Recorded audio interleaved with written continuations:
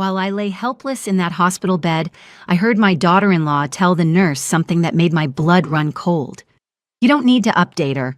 We handle the important things." Little did she know, within 24 hours I'd sign one document that would change everything. Hello, everyone. I'm Eleanor, and I want to share a story that still gives me chills when I think about it. You know, when my son Michael married Jessica 8 years ago, I thought I was gaining a daughter. She was charming, always quick with a compliment, and seemed genuinely interested in our family traditions. Michael was absolutely smitten, and I'll admit I was too. I'm 72 years old, and after my husband Robert passed away 5 years ago, I found myself increasingly relying on Michael and Jessica for help with various things. It started small. Jessica offering to help me set up online banking because it's so much more convenient, Eleanor. Then it was helping me organize my insurance papers, my investment accounts, even updating my phone contacts because we want to make sure everything's streamlined for you. I appreciated the help. I really did. Technology isn't exactly my strong suit, and having someone patient enough to walk me through these things felt like a blessing. Jessica would sit with me for hours, explaining how everything worked, taking notes, and making sure I was comfortable with each change. "Don't worry about remembering all these passwords, Eleanor," she'd say with that sweet smile of hers. "We'll keep everything organized for you. That's what family is for." Over the years, Jessica gradually became the person I called when I had questions about my accounts, when I needed to update information, or when something seemed off with my statements. She always had an answer, always seemed to have everything under control. Michael would joke that Jessica was like my personal financial advisor, and honestly, it felt that way. Then came that terrible morning in March. I was getting ready for church when I suddenly felt dizzy and short of breath. The chest pain hit me like a freight train, and the next thing I knew, I was waking up in the cardiac unit at St. Mary's Hospital. The doctors explained that I'd had a mild heart attack. Nothing immediately life-threatening, they assured me, but I'd need to stay for observation and some additional tests. I was scared, I'll admit it. Being alone in that hospital bed with all those machines beeping around me made me feel more vulnerable than I had since Robert died. Michael and Jessica arrived within hours. Michael looked genuinely worried, holding my hand and asking the doctors a dozen questions about my condition and what the treatment plan would look like. Jessica was there too, of course, but she seemed more interested in talking to the nursing staff about logistics. "Who should we put down as the primary emergency contact?" she asked the admission nurse. "And who will be receiving updates about her condition?" I thought it was thoughtful of her to handle those details while Michael focused on the medical aspects. I was grateful to have them both there, taking care of things I couldn't manage from my hospital bed. The first 2 days passed in a blur of tests, medications, and visits from various specialists. Michael would stop by every morning before work and every evening after. Jessica came by most afternoons, always bringing me things I might need. Magazines, a more comfortable pillow, my favorite tea bags for when I was cleared to drink them. But on the third day, something happened that changed everything. I had been dozing on and off throughout the afternoon. The medication they had me on made me drowsy, and I'd been drifting in and out of sleep. I heard voices in the hallway outside my room, but they seemed far away and muffled. Then I heard Jessica's voice, clearer now, talking to someone just outside my door. "Excuse me, are you Mrs. Patterson's nurse?" Jessica asked. "Yes, I'm Sarah. I'll be taking care of her this shift. Are you family?" "I'm her daughter-in-law. Listen, I need to tell you something important about her care. She gets confused easily, especially with all this medication, and it upsets her when she gets too much medical information. My husband and I have been managing all her important affairs for years now." My eyes snapped open. Confused? I wasn't confused about anything. My mind was as sharp as it had ever been, heart attack or no heart attack. "You don't need to update her on test results or changes to her treatment plan," Jessica continued, her voice taking on that authoritative tone I was beginning to recognize. "We handle the important things. It's better if all communication goes through us first. She trusts us to filter what she needs to know. Honestly, too much medical jargon just makes her anxious and paranoid." I felt like I'd been slapped. Filter what I needed to know about my own medical care? Paranoid? I had been managing my own medical decisions for over 70 years. I had advocated for my late husband through his cancer treatment, making complex decisions about treatments and care facilities. The idea that I suddenly couldn't handle information about my own condition was not just insulting. It was a complete fabrication. But what terrified me most was how confident Jessica sounded, how natural this conversation seemed to her. This wasn't the first time she'd had this discussion with a medical professional. She spoke like someone who had practiced this script, refined it, perfected it. "I understand you want to protect her," the nurse replied, "but Mrs. Patterson seems quite alert and capable of understanding her medical situation. Hospital policy requires us to communicate directly with patients about their care unless they've specifically requested otherwise." "Well, she has. Requested otherwise," Jessica said firmly. "She's told us many times that dealing with medical details stresses her out. We're just trying to protect her mental health during recovery." That was a complete lie. I had never said anything like that to anyone. I lay there in shock, pretending to be asleep, as I heard Jessica's footsteps moving away down the hall. My mind was racing. Why would she lie to the nursing staff? Why would she want to control what medical information I received? And then a more disturbing thought crept in. If Jessica was lying about this, what else might she be lying about? That evening, when Michael came to visit, I decided to test something. "Honey," I said, "I've been thinking about my investment portfolio. With this health scare, maybe it's time to review my beneficiaries and make sure everything is in order. Could you help me contact my financial advisor tomorrow?" Michael looked confused. "Mom, Jessica's been handling all that stuff for you, remember? She can take care of updating anything that needs to be updated." "I know she's been helping, but I'd like to speak with my advisor directly this time. I want to understand exactly what I have and where everything stands." "But Mom, you always say that financial stuff gives you a headache. Jessica's got everything organized perfectly. Why complicate things?" "When did I say financial stuff gives me a headache?" I asked. Michael paused, looking genuinely puzzled. "Jessica mentioned that you get overwhelmed when there's too much detail about investments and accounts. That's why she simplified everything for you." I felt a chill run down my spine. "Michael, I've never said that. I've always been interested in understanding my finances." "But," Michael started, then stopped. I could see the wheels turning in his head. "Are you sure, Mom? Jessica said you specifically asked her to handle those conversations because they stressed you out." "I'm very sure, sweetheart. I think there may be some misunderstanding here."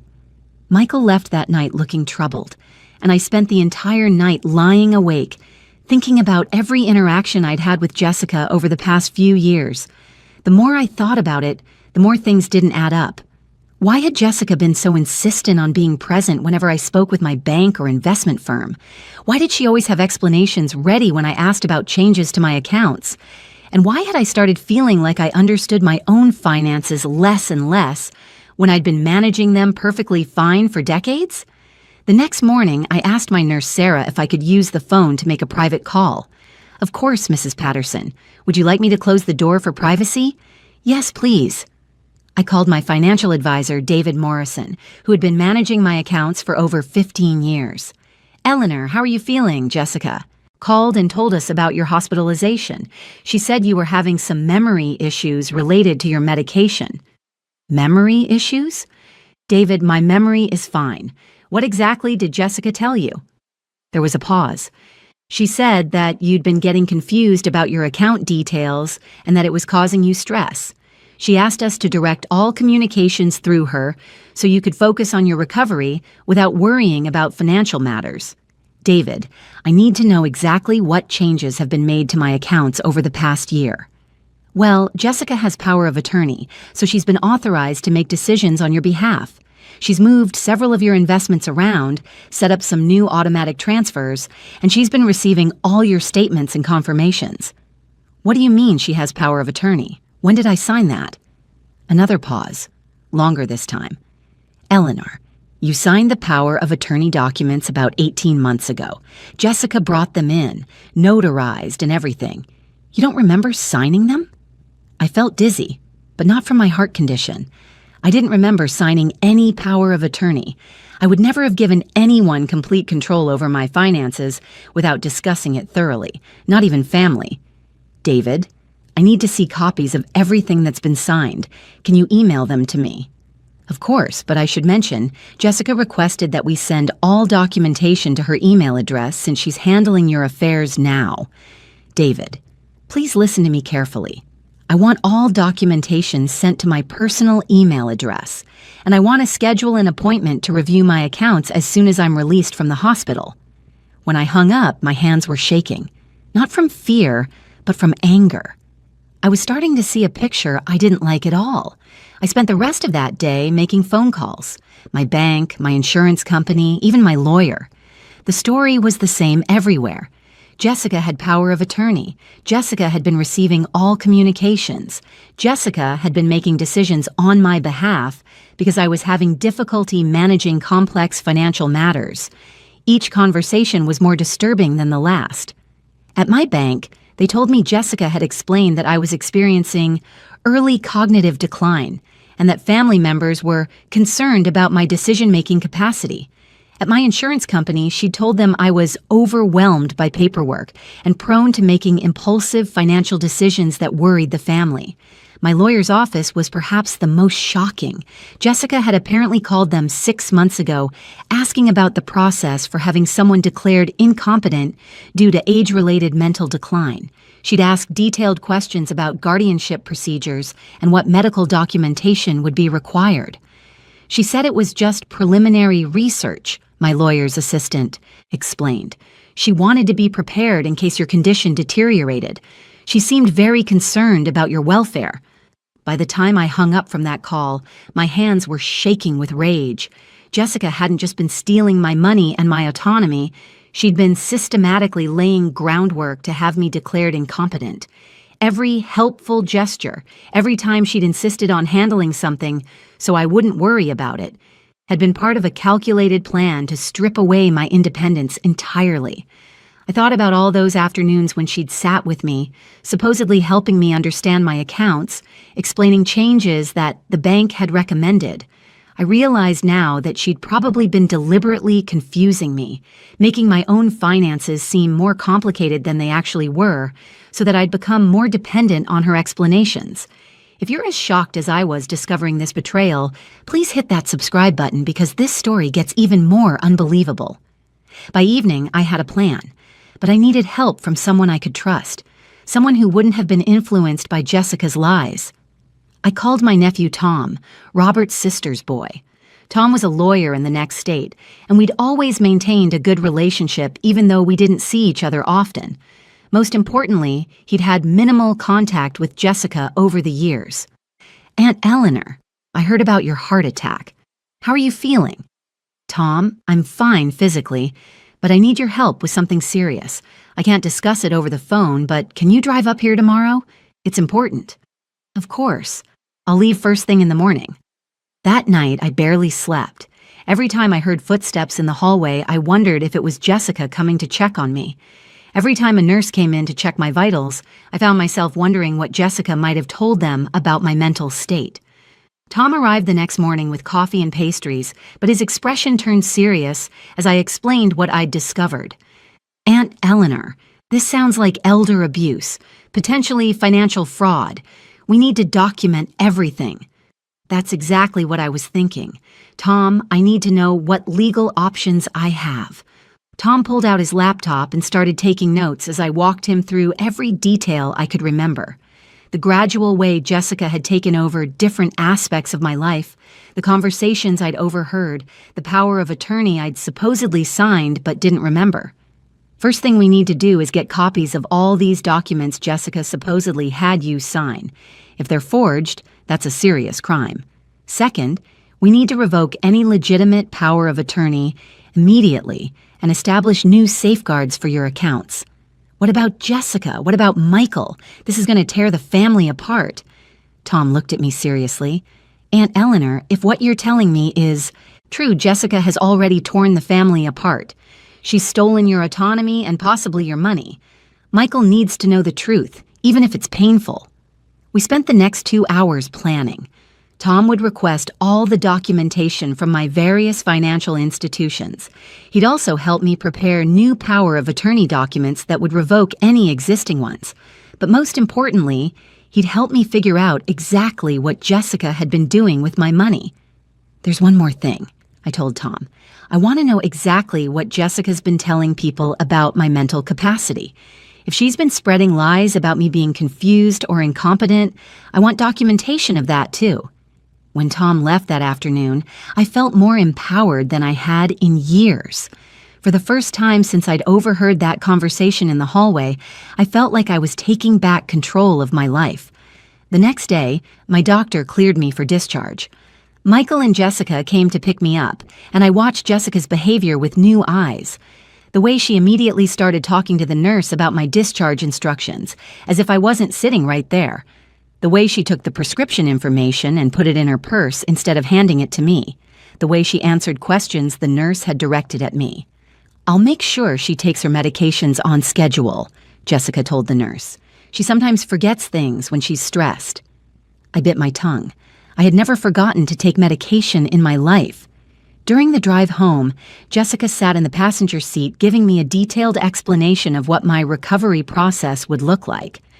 "I've already arranged for a meal delivery service," she said, "and I'll be stopping by twice a day to check on you and make sure you're taking your pills correctly. Michael can't get away from work that much, so it'll mostly be me managing your care." Managing my care. Those words hit me like a slap. "That's very thoughtful," I said carefully, "but I think I can manage my own medication schedule." "Oh, Eleanor, don't be silly.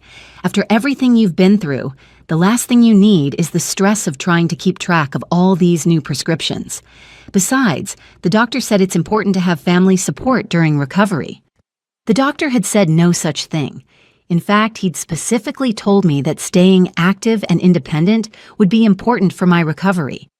Jessica continued talking, and I noticed something I'd never paid attention to before, the way she spoke about my life as if it belonged to her. "We'll need to adjust your exercise routine," she said. "We should probably cancel your book club meetings for the next few weeks, and I think it's time we seriously considered getting you one of those medical alert devices. You know, in case you fall or get confused and can't remember how to call for help." Confused. There was that word again. Jessica had been planting the seed of my supposed mental decline everywhere she went, with everyone she spoke to. I wondered how long she'd been doing this. How many people in my life now believed I was losing my mental faculties because of her carefully crafted lies. "I've also been thinking," Jessica continued, "that we should probably move your important documents to our house for safekeeping. You know, just in case something happens and you need us to handle things quickly." The audacity of it took my breath away. She wasn't even trying to be subtle anymore. She was literally sitting next to me, talking about taking possession of my legal documents as if I were already incapacitated. When we reached my house, I noticed Jessica automatically headed toward my home office. "I'll just check if any important mail came while you were in the hospital," she said. "Actually, Jessica, I'd prefer to go through my own mail." She paused, looking surprised. "But Eleanor, you always ask me to handle your correspondence. Remember how you said sorting through bills and statements makes you anxious? I don't remember saying that, and I'd like to handle my own mail from now on." For just a moment, I saw something flash across Jessica's face. Annoyance? Anger? It was gone so quickly I almost thought I'd imagined it. "Of course," she said with a tight smile. "I was just trying to help." After Michael and Jessica left, I sat in my kitchen drinking tea and thinking about everything that had happened. Tom had said he'd have the document copies by the end of the week, but I already knew what we'd find. Jessica had been systematically taking control of my life, and she'd been doing it so gradually that even Michael hadn't noticed what was happening. The more I thought about it, the more I realized that Jessica's behavior hadn't changed recently. It had been building for years. She'd just gotten so comfortable with her level of control that she'd stopped being careful about hiding it. 2 days later, Tom called with news that confirmed my worst fears. "Aunt Eleanor, we have a problem. I've been going through all the documents from your financial institutions. The power of attorney signatures don't match your handwriting at all. It looks like Jessica forged your signature on multiple documents." "How much money are we talking about, Tom?" Based on what I can see so far, she's moved about $80,000 from your savings into accounts that she has sole access to. She's also changed the beneficiaries on your life insurance policies and your retirement accounts. I felt like I'd been punched in the stomach. $80,000. And she'd changed my beneficiaries, too. Tom, that money, that was what Robert and I saved for emergencies, for my long-term care if I ever needed it. We worked 43 years to build that security. I know, Aunt Eleanor, but there's more. Tom's voice was grim. I called your doctor's office to ask about the medical information sharing. They have detailed notes from Jessica about your supposed cognitive decline, your memory issues, and your inability to handle complex information. She's been building a paper trail to support the idea that you're incompetent. What kind of notes? She told them you've been repeating yourself, forgetting conversations, getting confused about simple tasks. She even claimed you'd gotten lost driving to the grocery store and that the family was concerned about your safety. I stared at Tom in disbelief. I've never gotten lost. I've been driving the same routes in this town for 50 years. According to their records, Jessica suggested that your family was considering moving you to assisted living because you were no longer safe to live alone. She painted a picture of someone in rapid mental decline who needed constant supervision. The full picture was becoming clear, and it was more sinister than I had imagined. Jessica hadn't just been stealing my money, she'd been systematically destroying my reputation, my relationships, and my independence. She'd been preparing everyone in my life to accept that I was no longer capable of making my own decisions. Tom, what are my options? Well, we can definitely prove fraud. The forged signatures alone are enough for criminal charges. But Eleanor, I need to ask you something difficult. How do you want to handle Michael? He may have been deceived, but he's also been complicit in some of these decisions. I thought about my son, about the confused look on his face when I'd questioned what Jessica had told him about my supposed struggles with financial information. I still believed Michael had been manipulated, but I also knew he'd have to face some difficult truths about his wife. I want Michael to know everything, I said, but I want to control how and when he finds out. What about Jessica? Jessica is going to learn that underestimating a 72-year-old woman was the biggest mistake of her life. Tom and I spent the next week putting together what he called our case package. Copies of all the forged documents, evidence of the unauthorized money transfers, documentation of Jessica's lies to my medical and financial teams, and a timeline showing how she'd systematically isolated me from my own affairs. But I wasn't ready to confront Jessica yet.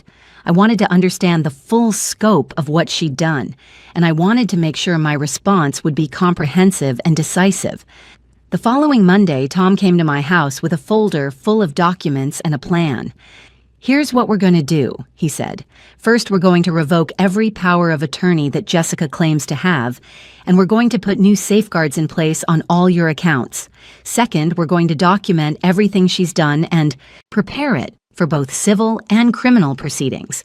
Third, we're going to make sure everyone who's been fed lies about your competence gets corrected information.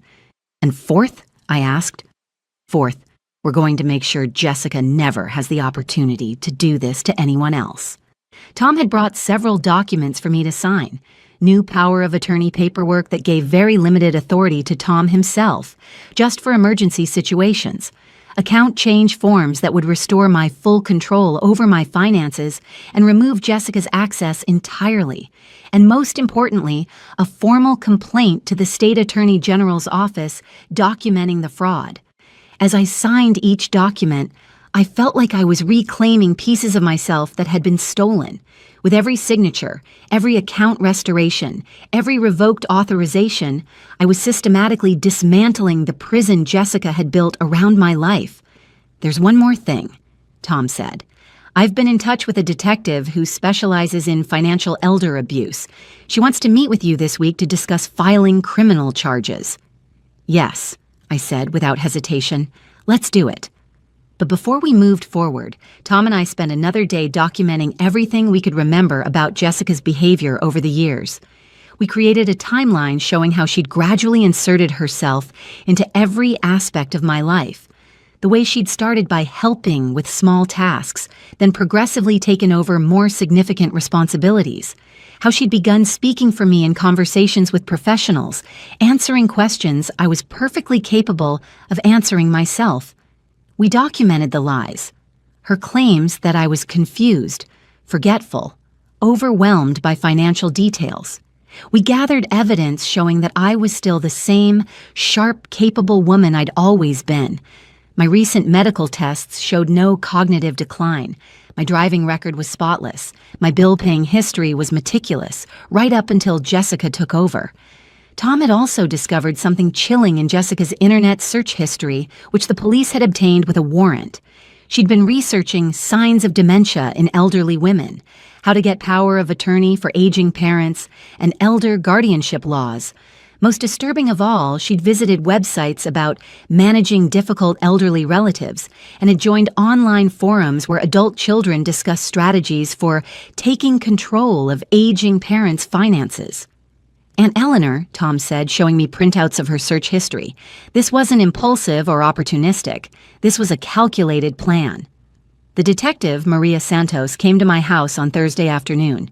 She was a woman in her 40s with kind eyes and a no-nonsense attitude. Mrs. Patterson, what your daughter-in-law has done to you is a crime. Not just the forgery and the theft, but the systematic effort to undermine your autonomy. We see this pattern, frequently in elder abuse cases. Detective Santos walked me through the process of filing criminal charges. She explained that with the evidence Tom and I had gathered, they had a strong case for multiple felonies: forgery, fraud, theft, and potentially elder abuse. What I need you to understand, Detective Santos said, is that once we begin this process, there's no going back. Jessica will be arrested, and this will likely destroy her marriage to your son. Are you prepared for that? I thought about Michael, about how much I loved him, about how hard this would be for him, but I also thought about Jessica's voice in that hospital hallway, telling the nurse that I didn't need to be updated about my own medical care, because we handle the important things.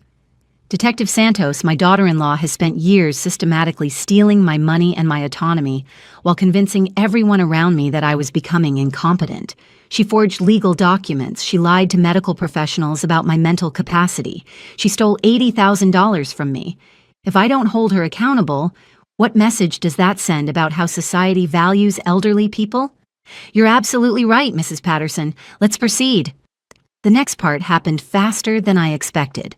Detective Santos said they'd execute a warrant to search Jessica's computer and phone records by the end of the week. They'd also be reviewing her personal financial records to trace where my money had gone. Mrs. Patterson, I recommend that you tell your son what's happening before Jessica is arrested. This is going to be shocking for him, and he'll need time to process it. I knew she was right. Michael deserved to hear this from me, not from a phone call telling him his wife had been arrested. I invited Michael to dinner on Saturday night, telling him I wanted to discuss some important family matters. I didn't mention that Tom would be there, or that we'd be presenting him with evidence of his wife's crimes. Michael arrived promptly at 6, bringing flowers and asking about my recovery. I'm feeling much better, I told him, but we need to talk about something serious. Tom's here too. Michael looked confused when Tom emerged from the kitchen. Uncle Tom, I didn't know you were visiting. Michael, I said, please sit down. What I'm about to tell you is going to be very difficult to hear. I started from the beginning. The conversation I'd overheard at the hospital, my phone calls to my financial advisor, the discovery of the forged power of attorney documents. Tom showed Michael copies of the evidence we'd gathered, walking him through each forged signature, each unauthorized transaction, each lie Jessica had told to isolate me from my own affairs. Michael's face went through a progression of emotions: confusion, disbelief, anger, and finally, a kind of devastated understanding. Mom, he said quietly, are you sure about this? Maybe there's some explanation. Tom handed him a side-by-side comparison of my real signature and the signatures on the power of attorney documents. Michael, these aren't even close. And look at this. Tom showed him bank records detailing the money transfers.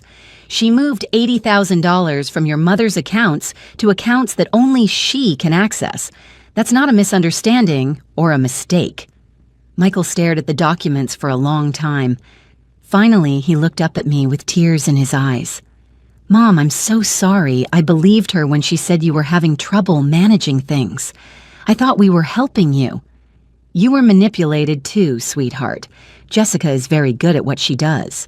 "What happens now?" Michael asked. "Criminal charges will be filed on Monday," Tom said. "Jessica will likely be arrested by the end of next week." Michael put his head in his hands. 8 years of marriage. How did I not see this? "Because she didn't want you to see it," I said, "and because you trusted her the way families should be able to trust each other." That weekend, I felt a strange mixture of sadness and relief. Sadness because I knew Michael's life was about to be turned upside down, but relief because the truth was finally coming out. On Monday morning, Tom called to tell me the warrant had been executed. They found email correspondence between Jessica and her sister discussing your money. Apparently, she's been planning this for years. They also found evidence that she's done this before, to her own grandfather. Her own grandfather? He died 3 years ago. They're opening an investigation into that case, too. Detective Santos called me that afternoon. "Mrs. Patterson, we've arrested Jessica. She's been charged with elder abuse, forgery, fraud, and theft. Based on what we found on her computer, there may be additional charges." "What did you find?" "Evidence that she's been systematically planning to have you declared incompetent so she could gain complete control of your estate. She'd been researching guardianship laws and had drafts of legal documents that would have given her total authority over your life." I felt sick. Jessica hadn't just been stealing my money. She'd been planning to steal my entire life. The next few weeks were a whirlwind of legal proceedings, interviews with prosecutors, and meetings with my financial institutions to restore proper control of my accounts. Tom helped me navigate it all, but the most difficult part was watching Michael come to terms with what his wife had done. Jessica's trial was set for 6 months later, but her lawyer advised her to accept a plea deal. She pled guilty to multiple felonies and was sentenced to 4 years in prison and full restitution of the money she'd stolen. But perhaps the most satisfying moment came when I received a letter from my bank, my investment firm, and my insurance company. Each letter contained a formal apology for accepting Jessica's claims about my mental capacity without proper verification, and detailed new policies they'd implemented to protect their elderly clients from similar fraud. The money Jessica stole has been returned to my accounts. The forged power of attorney documents have been voided and destroyed. Every financial and medical institution that had been fed lies about my competence has been provided with documentation clearing my name. Michael and I are rebuilding our relationship. It's been difficult for him, discovering that the woman he loved and trusted had been systematically abusing his mother. But he's been going to therapy and we're working through it together. As for me, I'm doing better than I've done in years. I'm managing my own affairs again, making my own financial decisions, and communicating directly with all my medical and legal professionals. I've also become an advocate for other elderly people who might be experiencing similar abuse. Jessica thought she could manipulate me because of my age, that she could convince everyone I was becoming incompetent and that I'd be too weak or confused to fight back. She was wrong about all of it. Sometimes the people who underestimate us the most are the ones who end up learning the hardest lessons. And Jessica learned that taking advantage of a 72-year-old woman was the biggest mistake of her life.